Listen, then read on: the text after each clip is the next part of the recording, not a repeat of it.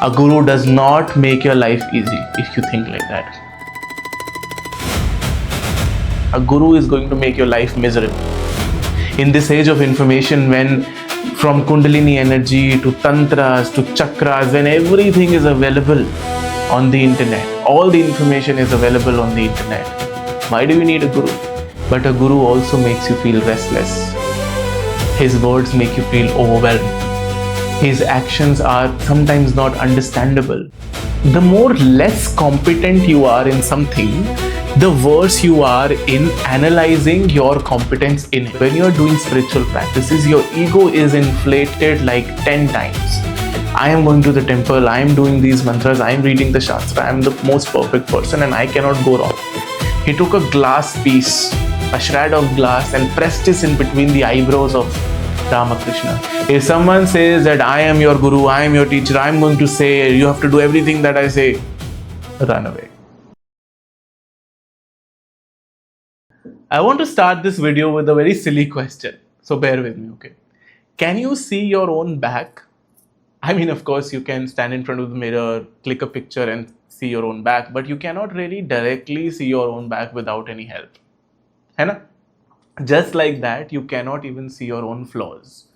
Which takes me to a very interesting philosophical concept called dunning-kruger's effect, which states that the more less competent you are in something, the worse you are in analyzing your competence in it. Which basically means कि जितना ही आप किसी कार्य को करने में सक्षम कम होते हैं, उतनी ही आपकी ability अपने आप को analyze करने में भी कम होती है कि आप उस चीज़ में कितने खराब हैं या कितना improvement आपको चाहिए. आपकी तरफ से आप उसमें best हैं. So let me explain you this by an example. So there was this man who wanted to rob a bank. So he thought that let me just go, and even though there are CCTVs, no one will recognize me. Why? Because I am going to put lime juice on my face. Now you would think this is ridiculous, right? Of course it is. Because he saw it on the internet that when you apply lime juice on ink, it makes it disappear on paper. So if I'm going to apply lime juice on my face, no one is going to see me. I'm going to become invisible. I'm going to rob a bank. And what happened next? Obviously, the police came over. He was grabbed by his neck and he was thrown into the prison. And when people asked, why did you do this? And he told the same thing, that I was full prepared. I had the lime juice on my face. Now, that is exactly what dunning-kruger's effect is, that when you are doing something with so lack of confidence, you do not really have the competence to even judge your competence. आपको समझ ही नहीं आता कि आपको कितने काम की ज़रूरत है या कितनी तैयारी की ज़रूरत है. Or spiritually, it's even worse. Because when you are on your spiritual path, when you are doing spiritual practices, your ego is inflated like 10 times. I am going to the temple, I am doing these mantras, I am reading the Shastra, I am the most perfect person and I cannot go wrong. So you need a person who comes, shows you a mirror and tells you this is your report card and this is where you stand. And that person is a guru. Ego का काम ही है self preservation ना, to preserve one self, कि जैसा अभी चल रहा है ऐसा सब चलते रहे, because I have created this, I have done this, I have done this, I deserve everything. It is worse when it is spiritual ego. A guru shows up and tells you that this is what is going on and bursts your ego and just turn you upside down. That is why I say Guru is not a teacher. In this age of information, when from Kundalini energy to Tantras to Chakras, when everything is available on the internet, all the information is available on the internet, why do you need a Guru? Because a Guru is not going to tell you something new. He is not here to tell you all about the Shastras, all about the philosophy, all about the information. He is just going to tell you what you need. Every person's life and journey is unique. And a guru knows, the right guru knows what to give you. Just like a doctor. You know, every patient who comes to a doctor is unique. Everyone has their own symptoms. किसी को बुखार में भी थोड़ा कम बुखार है, किसी को जुकाम है, किसी को नहीं है. So a doctor knows कि क्या दवाई देनी. Just like that, a guru knows what is right for you. Guru does not do anything magical. Nothing. So imagine yourself in a dark room. right? You are standing, you're already very scared, and you suddenly feel a movement around your feet. And you're scared and you shout, "Oh, there is a snake in my room, there is a snake in my room." And then someone comes, runs on the light. And then you look down and you say, "Oh, it was not a snake, it was a rope. I was being scared unnecessarily." This story comes from the Vivartavad of Advaita Vedanta by Adi Shankaracharya. That person who lights up the light is your Guru.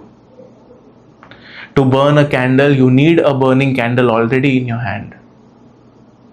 Or you need a matchstick. You need fire. To light up a dark room, you need a light in your hand to do that. And that light, that fire is a Guru. A Guru does not make your life easy if you think like that.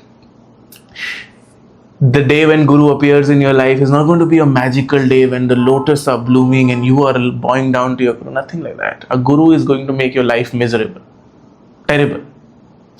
Swamiji used to say this in the ashram. That a Guru makes your life terrible. This reminds me of a beautiful story of Ramakrishna, the great yogi, the great saint. And he writes in one of his biographies that his guru's name was Totapuri. That one time that he was not able to let go of the form of Ma Kali. Ramakrishna was a great bhakta of Ma Kali. He told his guru that, you talk about Brahman, you talk about Nirgun, Nirakar, but I cannot let go of this beautiful form. I love her so much. I want to pray to her. I want to do all the rituals. And Totapuri, the guru, was so frustrated. He took a glass piece, a shred of glass, and pressed it in between the eyebrows of Ramakrishna. He said, "What you cannot let go? You have to do it. I've told you everything. Now you have to go beyond this form." Totapuri was famous for being impatient and harsh.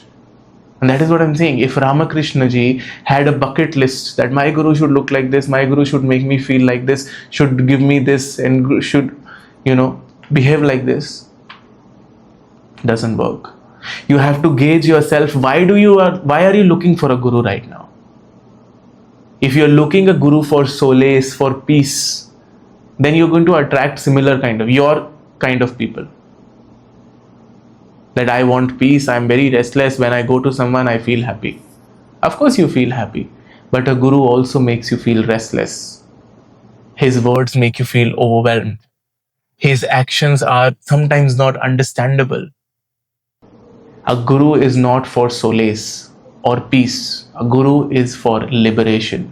He does not tell you that, okay, if you're feeling sad, do this. If you're feeling this, do this. No. He gives you a way to come out of this so that you never feel that again. Liberation, not peace. Always gauge that. And one of the most important things that I want to discuss in this video is to how to, identify the right Guru. Because we live in India, right? In every nook and corner, there's a Guru. There's a person wrapped in saffron clothes claiming to be a Guru. And of course, those people have also done some spiritual practices. Some spiritual scriptures they have also read. But are they the right Guru? You have to judge. And how do you judge? Only with two things. Number one is spiritual ego. If someone says that I am your Guru, I am your teacher, I am going to say, you have to do everything that I say, run away. Spirituality, reading scriptures, doing some practices, the first thing that you get is spiritual ego. If the person is not overcome that himself, then he cannot help you. And number two is disrespect to other faith, other paths, other religions. If a person believes, because for a Guru, there is no difference between any of his sadhakas. Anyone stands in front of him, bow down to him in reverence, he would bless him only. Even if a terrorist stands in front of a Guru, he will bless him. Not support him, not console him for what he has done, but he will bless him. A real Guru will never disrespect anyone. Anyone from any faith or path. So if you're seeking a Guru in your life, first understand, what are you seeking? Are you seeking comfort or are you seeking liberation? Do you really want to get out of the changuls of Maya or the bondages of Maya, or you just want a retreat, a getaway? You have to seek yourself. You have to understand that first. Because Guru is nowhere far from you. There is no distance between you and your Guru. You're watching this video right now, so there is an intention to evolve, to grow in your spiritual journey. My friend, these are signs that a guru is already guiding you.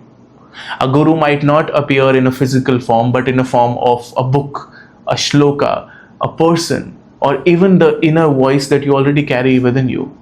This reminds me of a beautiful story of Swami Vishnudevananda.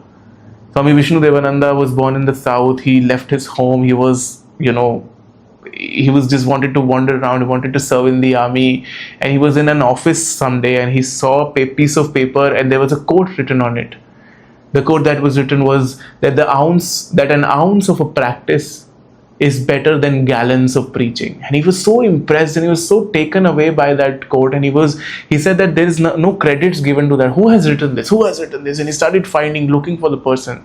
And then someone told him that it is Swami Sivananda sitting in Rishikesh. He went there, bowed down to him, and got initiated, became a great yogi himself. These are the ways that your guru guides you. And the biggest is your inner voice. वो जो आवाज आती है अंतरात्मा से कि यार ये गलत कर रहा हूं, मैं ये नहीं करना चाहिए मुझे. That voice is the Guru Tattva guiding you from within. That voice is usually curbed by a lot of ego, a lot of pride कि मैं तो कभी गलत नहीं हो सकता, मैं जो सोच रहा हूं बिल्कुल सही सोच रहा हूं. That voice is curbed by ego and pride. So, if you're seeking a guru, understand the difference, understand your needs, and don't wait for a guru to appear in your life, then you will start your sadhana. If you have gotten this thought that where is my guru, how to find it, you already have him, and what he needs you to do is start your sadhana. Pick up your mala, do your sadhana, be consistent on your path, and someday, maybe physically, in a form of a book or a shloka, the guru will appear. If you have any questions, you can drop them down in the comment section. I will see you in the next one. Until then, subscribe to this channel and Har Har Mahadev. Hari Om everyone.